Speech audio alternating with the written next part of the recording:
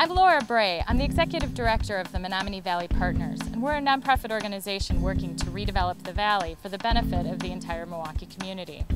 We've been working side by side with the City of Milwaukee, the Department of Natural Resources, and the State of Wisconsin to redevelop one of the highest priority sites in the Menomonee Valley, the former home of the Milwaukee Road.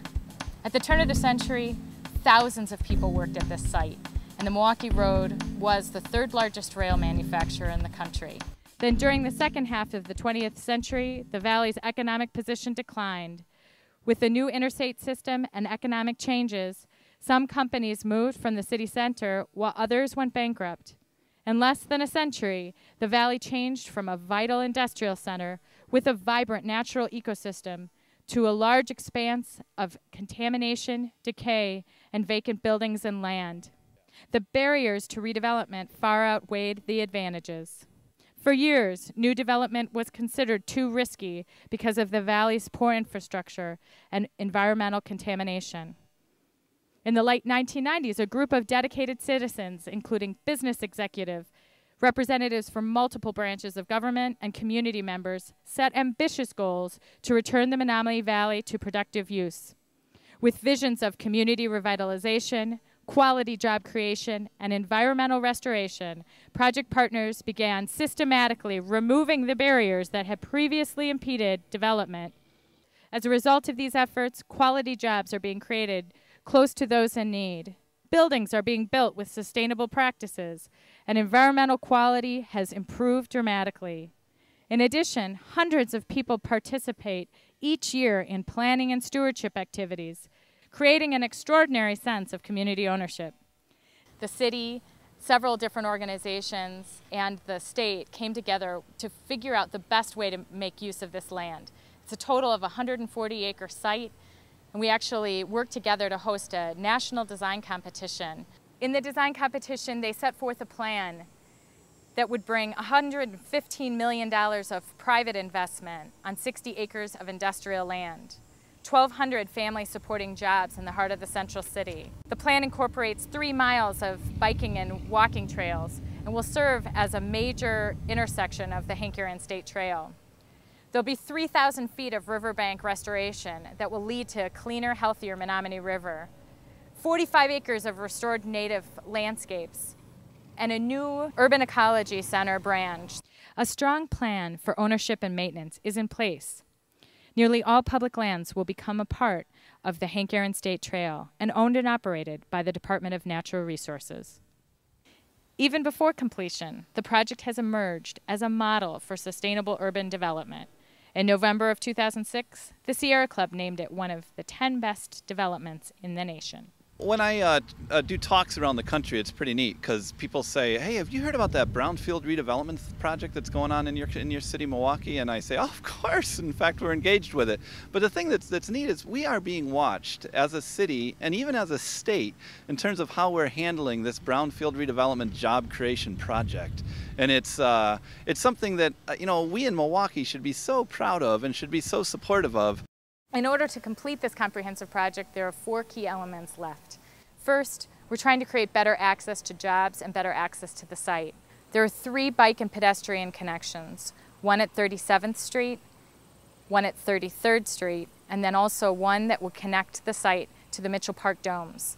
The next element that we're looking to complete is the environmental restoration of a 23-acre piece of the site.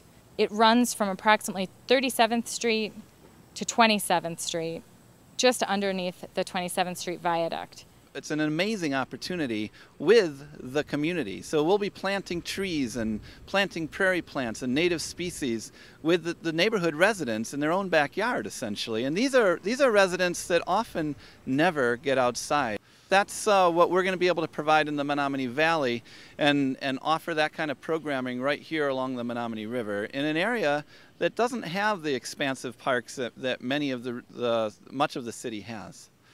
The next element we're looking to complete is a center for urban outdoor recreation. One of the things that the site planners heard again and again is that we needed more playing fields for areas in the surrounding neighborhoods that are deprived of green space. So incorporated here are 3 playing fields that could be used for soccer, for rugby, for other field sports. We are so excited about the possibility of working with urban youth down here in the Menomonee Valley. We've been serving the Riverside Park region and on the east side and the north side at Washington Park, and now to come to the Menomonee Valley would just be fantastic. We offer quality environmental education, science education to populations of kids who just don't get that kind of outdoor experience in the regular school day, and that's something that we provide. And it's a win-win combination, and being in the Menomonee Valley is fantastic because at the moment the south side schools are clamoring for the services that we offer, but we're not there to serve them, and this opportunity provides that possibility to occur. So we couldn't be more thrilled to be a participant in the whole Menomonee Valley revitalization. So not only is it jobs and not only is it good health, but it's also quality education using the resources, the rich resources of the Menomonee River that brought the original settlements to this area of the world. Together, we're working to transform this 140-acre site into a center of commerce, ecological vitality, outdoor recreation, and environmental education. Redeveloping a site that's been neglected for nearly 30 years requires significant financial investment. The entire project will cost $55 million to complete. And to date, partners have raised $40.4 million, nearly all from the public sector, leaving $14.6 million left to be raised. Today, the Menomonee Valley is in the midst of an economic and ecological resurgence. Development occurring here represents $161 million in public investment, $585 million in private investment, 4,200 newly created jobs, and 7 miles of the Hank Aaron State Trail. When you have a redevelopment project that has such an attention to detail and the comprehensive nature, it's very rare that you have something that hits on so many different important things we're trying to achieve in our community. The economic growth, the ecological restoration, educating kids, and every step that we're trying to implement, we're making sure that in big ways and in small ways that those things are hit. It's one of those cases where the process is as important as the end product, or even more important than the end product. And so all the way through, you're already seeing that beauty in a place that's not even built. It's pretty amazing. While there has been considerable progress, work lies ahead to restore the valley to its historic role of prominence in our community.